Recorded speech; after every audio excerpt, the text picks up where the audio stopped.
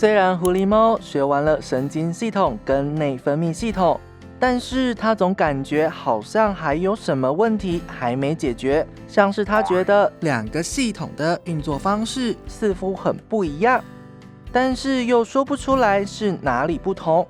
而如果我们身体同时有着这两个系统在作用，为什么它感觉不出来自己同时间产生了很多反应呢？还有这两个系统到底会不会对同一个刺激产生作用呢？在回家的路上，狐狸猫边走边想，突然它觉得好冷。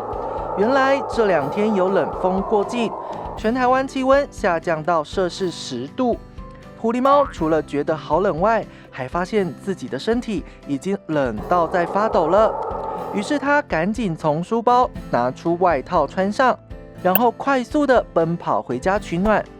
正好我们可以借着寒流来袭，来谈谈狐狸猫是怎么面对寒冷这件事情的。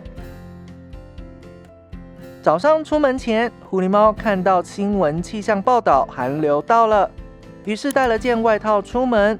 在路上感觉到冷的时候就加外套，这种反应之前已经学过，生物体接受环境刺激后做出的立即反应。更详细来说，气温下降是环境的改变，也就是所谓的刺激，而觉得冷是中枢神经产生的感觉，加了件外套则是我们的反应。请问下列关于天冷时人体的各项感应行为何者正确？ A. 人体皮肤的受气可以感受到环境温度降低。 B. 温度低的讯息会借由感觉神经元传递到大脑。 C. 感觉到温度降低，然后穿外套是一种反射行为。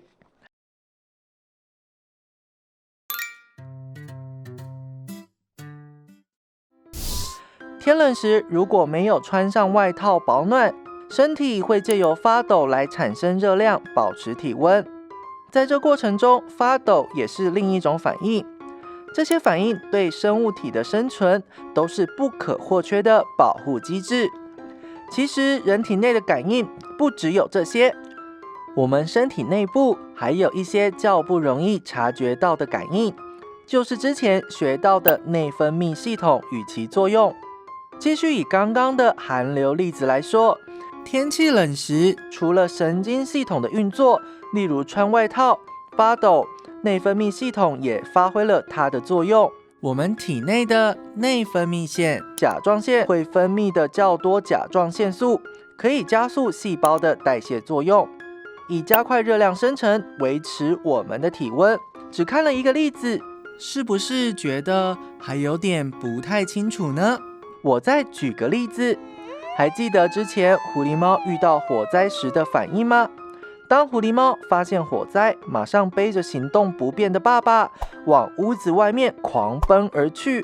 虽然狐狸猫很快的就做出了决定，但如果在当时没有肾上腺素的作用，促进肌肉强力收缩，狐狸猫也没有足够的力气将爸爸带离火场。请问下列关于人体面临危险的反应何者正确？ A. 体内分泌的甲状腺素与提升短暂的爆发力有关。 B. 面对危险时，人体内只有内分泌系统在作用。 C. 可以靠平时的灾害应变训练来缩短面对危险时的反应时间。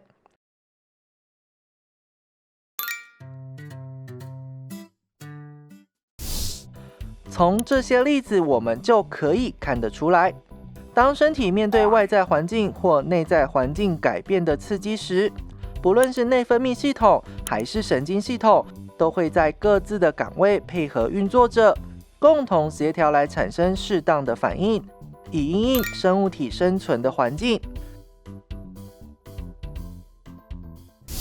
前面的课程我们已经学到了神经系统和内分泌系统的基本作用原理，不过聪明的你们应该也看得出来，两者还是有一些不太一样的地方。我们就来简单的来帮狐狸猫解惑吧。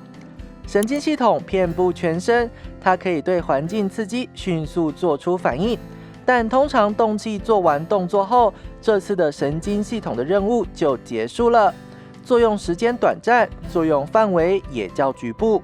而内分泌系统可以调控身体的各种平衡，不同的内分泌腺分泌不同的激素，产生不同的作用。激素是靠血液运送到全身，作用范围较广，也可能遍及全身，但是作用大多比神经系统缓慢，可是持续的时间较长。以影响我们身高的生长激素来说，它是一点一点慢慢作用而来的，不会立即就长高许多。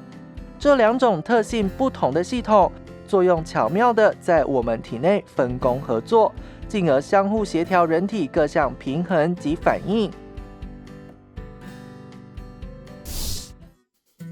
请问以下选项何者正确 ？A. 单一内分泌腺体的作用范围皆为全身。B. 内分泌及神经系统没办法同时作用。C. 神经系统的作用为快速但较短暂的反应。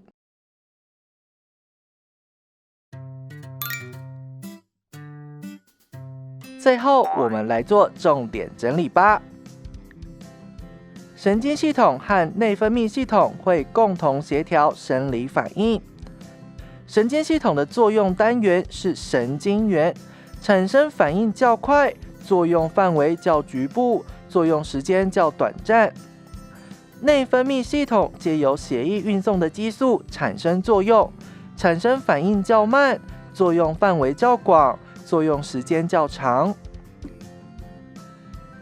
前面我们介绍了很多人体内面对刺激的反应，那如果是植物呢？植物要怎么样因应环境刺激产生反应呢？欢迎大家去寻找答案，并且在下方留言告诉我们哦。就这样，我们下堂课再见吧。